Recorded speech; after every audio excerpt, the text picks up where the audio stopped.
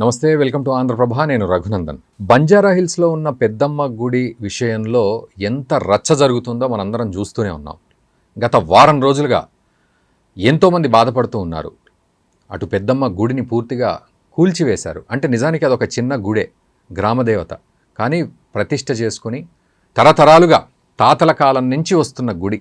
ప్రతి సంవత్సరం బోనం సమర్పిస్తున్నారు, ఉత్సవాలు చేసుకుంటున్నారు, పండగలు చేసుకుంటున్నారు. అక్కడ ప్రతి భక్తుడు అక్కడికి వెళ్ళి ఆ చుట్టూ ఉన్న వాళ్ళంతా ఆ అమ్మవారికి భక్తులే. ఎక్కడెక్కడి నుంచో కూడా వచ్చి దండం పెట్టుకొని వెళ్తూ ఉంటారు.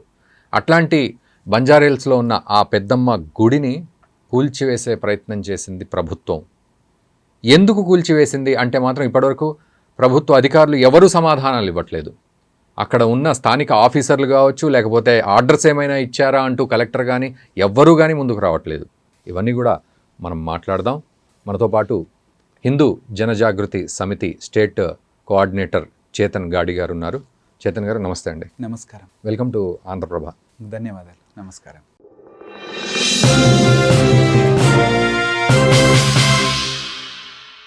సార్, అంటే ఈ పెద్దమ్మ గుడి విషయంలో ఇది గవర్నమెంట్ ల్యాండ్, ఇవన్నీ అసలు ఏమిటి సమస్య? ఎక్కడ స్టార్ట్ అయింది? ఒక్కసారి అక్కడి నుంచి తీసుకుందాం మనం. అసలు ఎక్కడ స్టార్ట్ అయింది? ఎందుకంటే చాలామందికి తెలియట్లేదు. పెద్దమ్మ గుడి అనగానే జూబ్లీ హిల్స్ పెద్దమ్మ గుడి అని చాలా వరకు అనుకున్నారు. కానీ తర్వాత తెలిసింది కాదు, బంజారా హిల్స్లో ఉన్న పెద్దమ్మ గుడి అని. కానీ తీరా చూస్తే ఒక చిన్న గుడి ప్రాంగణం మాత్రమే కనబడింది. దాంతో ఏంటంటే ఒక చిన్నదేదో అడ్డం వచ్చిందేమో రోడ్డుకి, లేదా గవర్నమెంట్ ల్యాండ్ అంటున్నారు కదా అని కొంత అక్కడ డైల్యూట్ అయింది విషయం. బట్ నిజానికి ఇక దేవత అన్నప్పుడు ఖచ్చితంగా దేవతే. 10 మంది కొలుస్తున్నారు, 100 మంది అక్కడ వచ్చి బోనాలు సమర్పించుకుంటున్నారంటే ఖచ్చితంగా అది ఒక శక్తి కేంద్రమే. మరి అటువంటి కేంద్రాన్ని కూలగొట్టారు అంటే ఇది నిజంగా రచ్చ జరుగుతున్న సందర్భమే. బట్ ఏమిటి అసలు, ఎట్లా జరిగింది ఇదంతా స్టార్టింగ్? ఆంధ్రప్రభ ప్రేక్షకులందరికీ కూడా నమస్కారాలు తెలియజేస్తున్నాను. రఘునందన్ గారు, ఇది చాలా బాధాకరమైనటువంటి అంశం ఇక్కడ. ఎందుకంటే ఈరోజు ఏదైతే వీళ్ళు ఒక కారణం ఏదైతే చెప్తున్నారో, అంటే ఇది Banjara hills road number 12 MLA కాలనీలో ఒక చిన్నగా గ్రామ దేవతగా కొలుస్తున్నటువంటి పెద్దమ్మ తల్లి ఆలయం అన్నమాట. అది అక్కడ స్థానికులు చెప్తున్నటువంటి అంశం ఏంటంటే, ఇది తరతరాలుగా అంటే మన తాత ముత్తాతల నుండి ఇలా వస్తూ ఉంది. ప్రతి సంవత్సరము ఆషాఢ మాసంలో బోనం సమర్పించుకుంటూ ఉన్నారు. ఈసారి కూడా ఏదైతే ఏ రోజైతే ఈ ఒక దేవాలయాన్ని కూలగొట్టారో దాని వెనక రోజే, దాని ముందు రోజే అక్కడ బోనం సమర్పించడం జరిగింది. సో తర్వాత రోజు వచ్చేసి దాన్ని కూల్చేశారు. కారణం ఏంటి అని చెప్తున్నారు అంటే, ఇది ప్రభుత్వం ల్యాండ్ అని ఒక మాట వాళ్ళు అంటున్నారు. సో నేను ఒక మాట అడుగుతున్నాను ప్రభుత్వానికి, ఇది ప్రభుత్వం ల్యాండ్ అని మీరు అంటున్నారు, మీ ల్యాండ్ అని చెప్పడానికి మీకు ఏదైనా ఒక నిర్ధారణ కావాలి కదా, మీరు ఎలా నిర్ధారించారు? ఇప్పుడు గవర్నమెంట్ ఒక ల్యాండ్ ని అక్వైర్ చేసుకోవాలి అంటే దానికి కూడా రూల్స్ ఉందన్నమాట. తెలంగాణ ల్యాండ్ అక్విజిషన్ యాక్ట్ అని ఉంటుంది. సో ఇందులో ఇప్పుడు ల్యాండ్ ఉంది, 70-75 సంవత్సరాల నుండి 80 సంవత్సరాల నుండి ఇది ఇప్పుడు వస్తుంది అంటే అది గుడి ల్యాండ్ కూడా అయి ఉండొచ్చు కదా. సో మీరు ఒక నోటీస్ ఇచ్చి ఒక 10 రోజులు మీరు ఆగి అక్కడ టెంపుల్ కేర్ టేకర్స్ తో మాట్లాడి అది ఎగ్జాక్ట్లీ ఏ ల్యాండ్, అది ఎండోమెంట్ ల్యాండా, గవర్నమెంట్ ల్యాండా, ఇంకేం ల్యాండ్ అనేటువంటి నిర్ధారించిన తరువాత అది ఒక అమ్మవారి దేవాలయము, పూజలు అందుకుంటున్నటువంటి దేవాలయం కాబట్టి దానికి ఒక విధి విధానాలని పాటించి మన యొక్క ఆగమ శాస్త్రాలు అయితే చెప్తున్నాయో, ఒక దేవాలయము మీకు గవర్నమెంట్ ల్యాండ్లోనే ఉంది, దాన్ని తీసేయాలి అనేటువంటి అంత ప్రజా ప్రయోజనం కోసం ఉపయోగపడేటువంటి ఒక భాగం అది తీసేస్తే ఇంత ఇది అవుతుంది, డెవలప్మెంట్ అవుతుంది అనేటువంటి అంశం నిజంగా ఉండి ఉన్నట్లయితే కూడా హైకోర్టు, సుప్రీంకోర్టు డైరెక్షన్స్ ఉన్నాయి. ఆగమ శాస్త్రాలు మనకి ఎలా దాన్ని ఒక ప్లేస్ నుండి రీలొకేట్ చేయాలంటే ఏం చేయాలనేటువంటి దానికి రూల్స్ రెగ్యులేషన్స్ ఉన్నాయి. ఓకే, ఈ రూల్స్ అండ్ రెగ్యులేషన్ శాస్త్రం గురించి మాట్లాడే ముందు నిజానికి అండి అక్కడ ఉన్న సిచ్యువేషన్ ప్రకారము అంటే నిజంగా రాత్రి కూల్చేయాల్సిన అంత ఎమర్జెన్సీ ఏముంది అంటే, నిజంగా ఏమన్నా రోడ్ వైడనింగ్ లేకపోతే గవర్నమెంట్ ల్యాండ్ అని చెప్పి తీసేసుకోవడానికా? కేవలం అంతే. అది రోడ్ వైడనింగ్ కోసం కానీ, ఎక్కడ రోడ్ మధ్యలో ట్రాఫిక్ కి అంతరాయంగా లేదా ఇంకేదో కబ్జా చేసి నిర్మాణం చేసినటువంటిది కాదు. అది లోపల ఫారెస్ట్ అప్పుడు యాక్చువల్లీ ఇంత డెవలప్మెంట్ లేదు కదా, అప్పుడు ఉన్నటువంటి, ఇప్పుడు అక్కడంతా డెవలప్మెంట్ అయింది. కానీ ఇది కూడా చాలా లోపల ఉంది. మనం వీడియోస్ చూస్తుంటే మనకు తెలుస్తుంది అనమాట. సో అంత లోపల ఉన్నటువంటి ఆలయాన్ని ఏకాఏకిగా వర్షం వస్తున్నా కూడా అక్కడ నిలబడి ఎంఆర్ఓ అక్కడ కూర్చొని దాన్ని కూలగొట్టడం అంటే ఇది ఖచ్చితంగా ఎవరు ఎవరితో ప్రోద్బలంతో చేసినటువంటిది అనేది చాలా క్లియర్గా అర్థమవుతుంది సార్.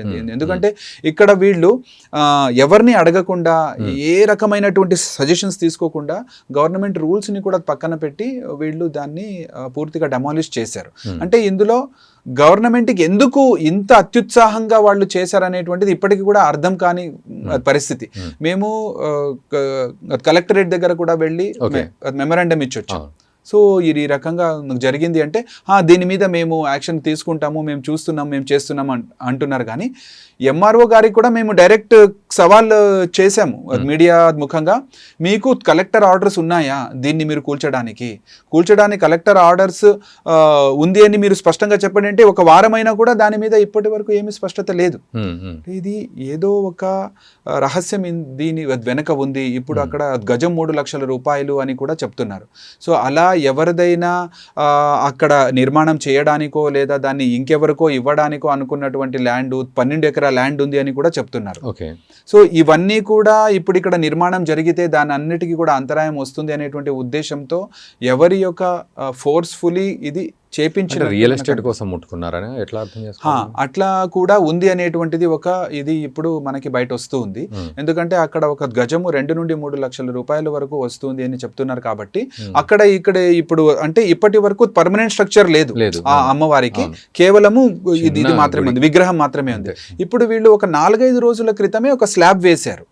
సో 4-5 రోజుల క్రితం స్లాబ్ వేసేటప్పుడన్నా మీరు వాళ్ళతో మాట్లాడొచ్చు కదా, మీరు ఇలా పర్మనెంట్ స్ట్రక్చర్ చేయకూడదు, ఇది గవర్నమెంట్ ల్యాండ్ ఉంది మీరు అని చెప్పేసి ఒక నోటీస్ ఇవ్వచ్చు కదా. అలా కూడా చేయకుండా 4 రోజులు స్లాబ్ వేసిన తర్వాత వచ్చి ఏకాఏకీగా దాన్ని డెమాలిష్ చేసినటువంటి స్థితి. సో మీరు రిప్రజెంటేషన్ కూడా ఇచ్చారు కదా, కలెక్టర్ గారికి ఇచ్చారంటున్నారు. సో ఎటువంటి సమాధానం వచ్చింది అధికారుల దగ్గర నుంచి? ఎట్లా ఉంది రెస్పాన్స్ వాళ్ళది? అంటే బాధ్యతాయుతంగా ఉందా? ఎట్లా అర్థం చేసుకో? వాళ్ళు కేవలం మాట వరుసకే చెప్తున్నారండి. అంటే మాకు ఇంకో కొంచెం టైం ఇవ్వండి, ఒక 4-5 రోజులు, ఒక వారం టైం ఇస్తే మేము దీని మీద పూర్తిగా పరిశీలించి దీని మీద మేము యాక్షన్ తీసుకుంటాము అని చెప్తున్నారు వాళ్ళు.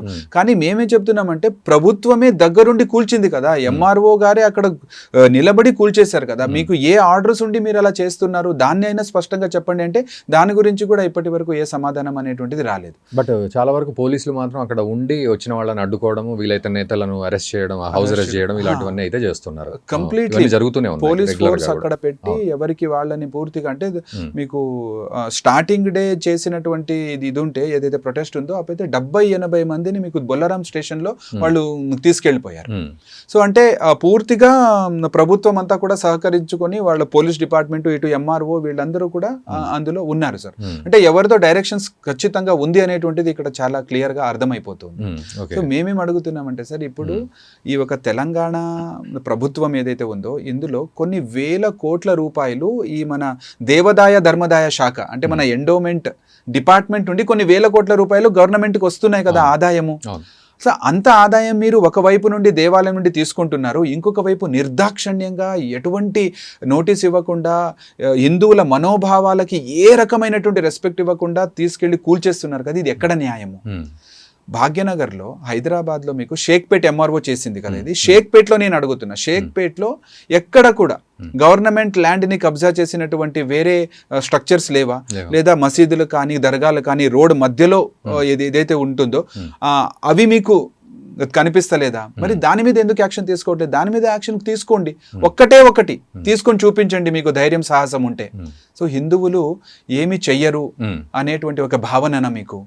సో ఇది చాలా అంటే ఇది సెక్యులరిజం అనేటువంటి పేరుతో అంటే హిందువులని తొక్కాలి, మైనారిటీని బుజ్జగించాలి, ఇదే సెక్యులరిజం డెఫినేషన్ అయిపోయింది సార్ ఈరోజు.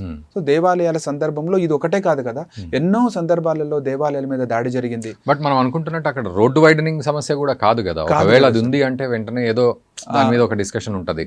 బట్ అది కూడా కాదు కదా, అది కూడా కాదు. ఎక్కడో అడవిలో అక్కడంతా చెట్లు ఇంకా ఉన్నాయి, ఇంకా చెట్లు ఉన్నాయి. సో అందువల్ల ఏదైతే గవర్నమెంట్ ఇదొక పని ఏదైతే చేసిందో దీని వెనక ఏదో చాలా ఒక ఏమంటారు ఒక రహస్యమైనటువంటి ఒక అంశం ఉంది, ఎవరిదో ప్రోద్బలంతో చేసినట్టు ఇక్కడ మనకి అర్థమవుతుంది. ఎందుకంటే ఇప్పటివరకు గవర్నమెంట్ స్పష్టత ఇస్తలేదు సార్. ఇది ఇప్పుడు ఒక వారం నుండి కొన్ని వందల మంది ప్రతిరోజు ఏదైనా అక్కడ ప్రొటెస్ట్ జరగడము, అక్కడ బోనం సమర్పించుకోవడము, లేదా దాని గురించి కలెక్టర్కి మెమరాండం ఇవ్వడము, ఇలా టీవీలలో ఇంటర్వ్యూస్ ఇవ్వడం, ఇంత చేస్తున్నా కూడా ఎవరి నుండి కూడా ఏ రకమైన స్పష్టత అనేటువంటిది రావట్లేదు, క్లారిటీ లేదు. బాధ్యత ఉంది, ఇవ్వాల్సిన బాధ్యత కానీ ఎవరు ఇవ్వట్లేదు. అంటే హిందువుల మనోభావాలకి ఇక్కడ ఏ రకమైన వాల్యూ లేదు అనేటువంటిది చాలా స్పష్టంగా అర్థమైపోతుంది. ఇక్కడ ఇంకొక విషయం సార్, అంటే సమస్య గురించి మనం మాట్లాడాము. ఇక్కడ ఏంటంటే ఇప్పుడు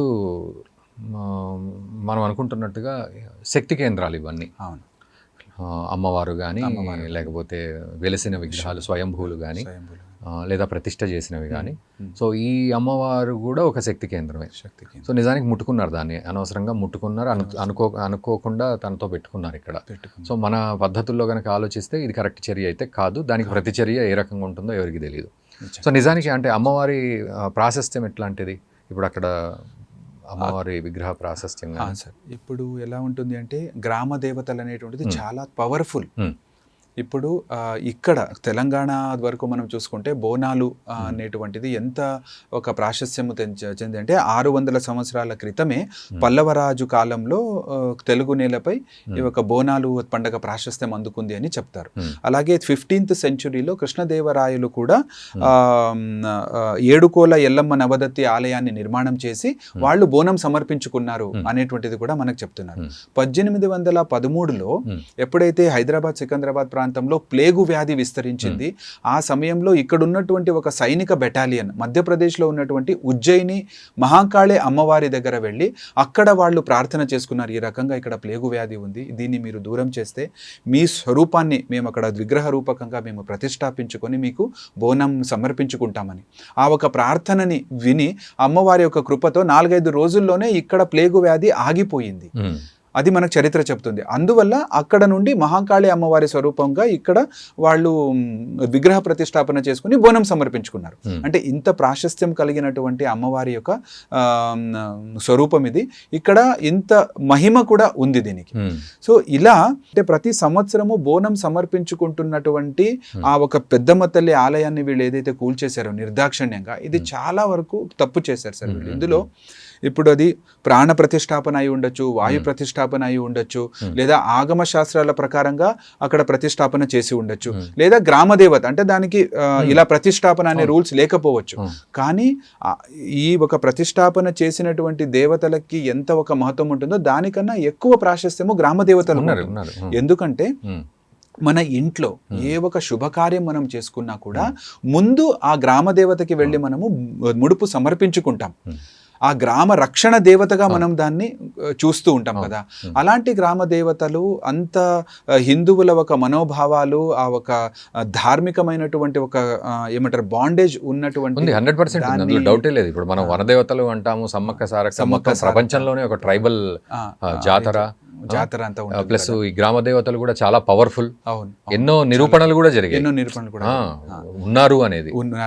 ఇప్పుడు మనకి ఆగమ శాస్త్రాలు ఏం చెప్తాయంటే సార్, ఇప్పుడు అది ద్వైఖానస ఆగమం ఉండొచ్చు, పంచరాత్ర ఆగమం ఉండొచ్చు, లేదా శైవ ఆగమం ఉండొచ్చు, లేదా ఈ రకంగా అమ్మవారికి సంబంధించినటువంటి సందర్భంలో కూడా ఇప్పుడు ప్రజా ప్రయోజనార్థము అక్కడ నుండి మనము దాన్ని రీలొకేట్ చెయ్యాలి అనేటువంటి సందర్భం వచ్చినా కూడా, ఉదాహరణకి ఒక శివలింగం ఉంది అనుకుందాం సార్, అది చాలా ఏళ్ల క్రితము ఉంది, దాన్ని రీలొకేట్ చేయాలి అంటే దానికి ఏం చెప్పారంటే ఆ శివలింగం చుట్టూరా పవిత్రమైనటువంటి ఏమంటే వస్త్రాలని ఇది చేయాలి, కవర్ చేయాలి, దానికి తాళ్ళు కట్టాలి, ఆవుతో ఆ తాళ్ళని లాగించాలి అని కూడా చెప్పారు సార్.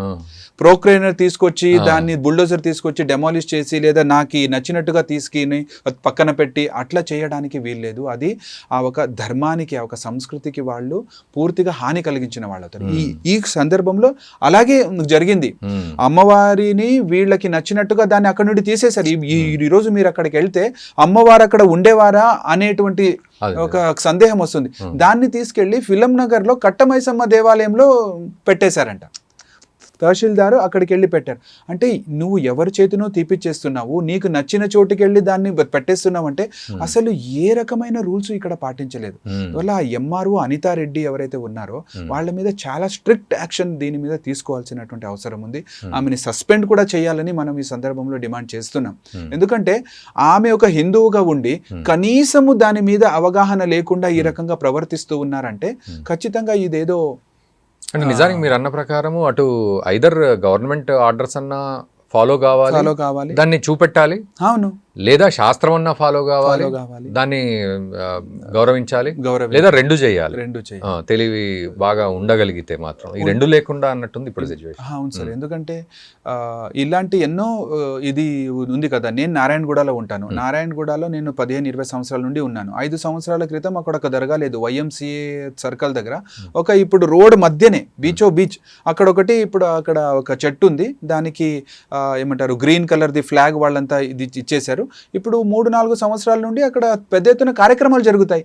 అలాంటివి ఎన్నో వందల వేల ఉదాహరణలు మీకు ఉన్నాయి. అలాంటి దాన్ని మీరు టచ్ చేయకుండా ఏకపక్ష నిర్ణయం తీసుకొని పూర్తిగా హిందువుల మనోభావాలన్నిటిని కూడా తుంగలో తొక్కి ఏ రకమైనటువంటి ఒక ధార్మికమైన దీన్ని చేయకుండా దీన్ని ఏదైతే డెమాలిష్ చేశారో దీని మీద ఖచ్చితంగా హిందూ సమాజము పూర్తిగా అంటే బాధలో ఉంది, ఆగ్రహం కూడా ఉంది. ఖచ్చితంగా దీనికి సరి అయినటువంటి సొల్యూషన్ ఇవ్వకపోతే ప్రభుత్వము ఖచ్చితంగా పెద్ద ఎత్తున ఉద్యమాలు అనేటువంటిది జరుగుతుంది. దాని యొక్క పరిణామాన్ని ప్రభుత్వం అనుభవించాల్సి వస్తుందని కూడా మనం చెప్తున్నాం. సో ఏం డిమాండ్ చేస్తున్నారు? ఇప్పుడు రాజాసింగ్ గారు కూడా ఒక వీడియో రిలీజ్ చేశారు, మళ్ళీ గుడి కట్టివ్వాలని. మాధవీలత గారు కూడా పోరాడుతూ ఉన్నారు.